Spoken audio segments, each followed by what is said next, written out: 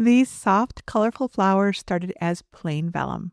And the best part is I didn't have to paint a single perfect petal, thanks to a special ingredient. Alcohol ink gave these petals their beautiful blended look. And because the ink moves a little differently every time, no two flowers turn out exactly alike. Hello everyone, Jennifer Maker here. It's a beautiful day to create gorgeous vellum flowers without painting a single perfect petal.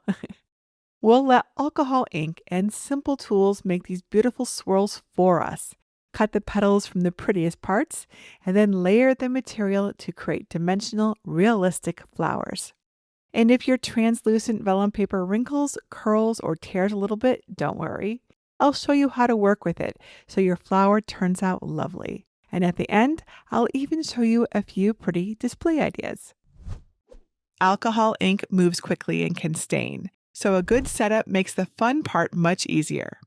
Put on gloves and safety glasses and open a window or turn on a fan for ventilation. Tape several layers of butcher paper to your table to protect it. Use packing tape to secure your vellum to the butcher paper. This will keep it flatter as it dries. You'll need a sheet for each color flower you want to make, plus one for leaves. I'll make 3 flowers, and since a few leaves fit on a sheet, I only need 1 for the greens. Keep a blower tool or straw, rubbing alcohol, a pipette, and paper towels nearby. Now that our work surface is ready, we can start the fun part, using the alcohol inks. First, shake each bottle well to mix the ink.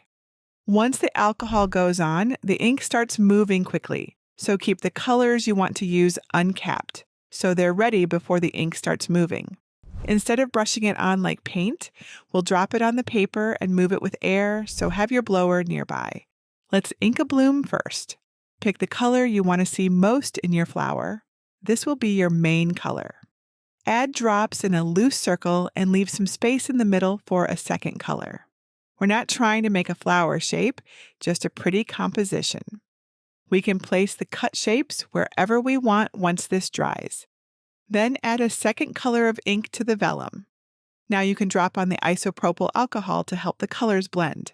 Your vellum will probably start to wrinkle when it's wet, but don't worry. We'll use that to our advantage later.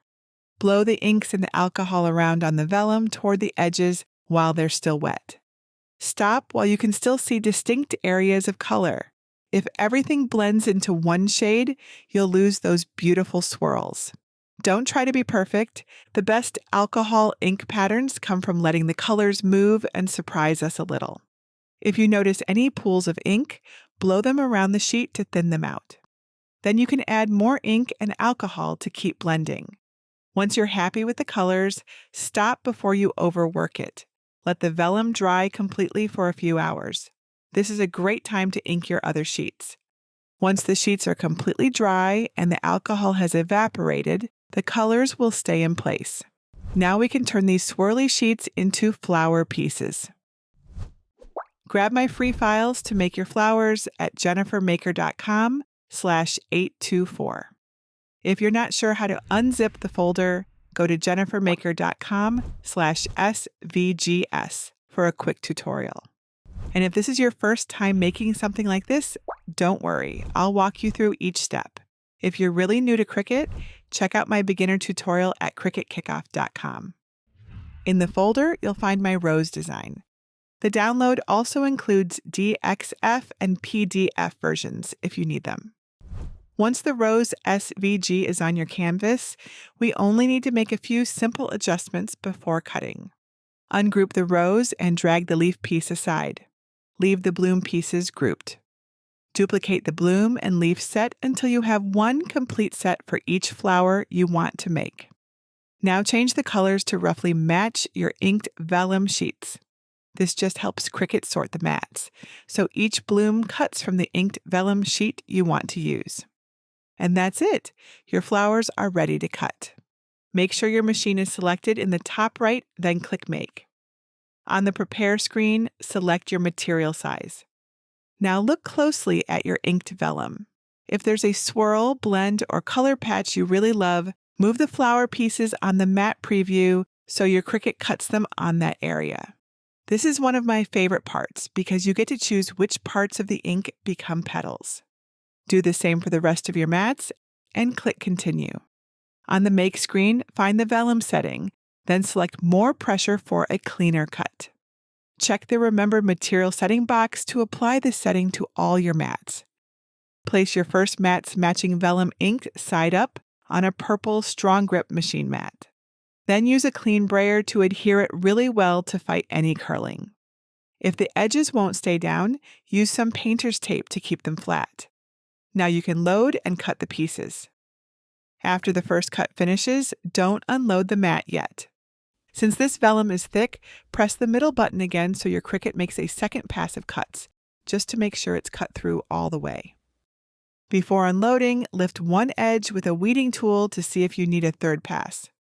Unload the mat, flip it over, and slowly roll the mat away while peeling off the excess vellum. This helps keep the flower pieces flatter. If a petal does not come up right away, use a weeding tool or spatula to lift from the edges instead of pulling from the center. Go slow and steady to avoid tearing. Cut the rest of your mats the same way, placing each rose's leaf and bloom pieces in a pile, ink side up, to keep them organized. At this point, your vellum pieces may look a little wrinkly, and that's actually a good thing. The texture gives the finished flowers a more natural look. Now for my favorite part, assembling the flowers. Hold a leaf bunch ink side up near the center. Place your scraper against the plain side of one leaf near the base. Gently hold the vellum against the tool with your thumb while you pull the scraper out toward the tip. It's like curling ribbon with scissors. You don't need to press hard. A gentle pull is enough to give the leaf a soft curve downward. Watch how the leaf starts to curl as I pull the scraper toward the tip. Remember, real leaves are not identical, so don't stress, just have fun. The petals are shaped the same way, just with the ink side down. When you flip them ink side up again, the petals should curve upward. Change direction on some of the petals so they're less uniform and more natural. If your scraper tool picks up any ink, clean it off with isopropyl alcohol.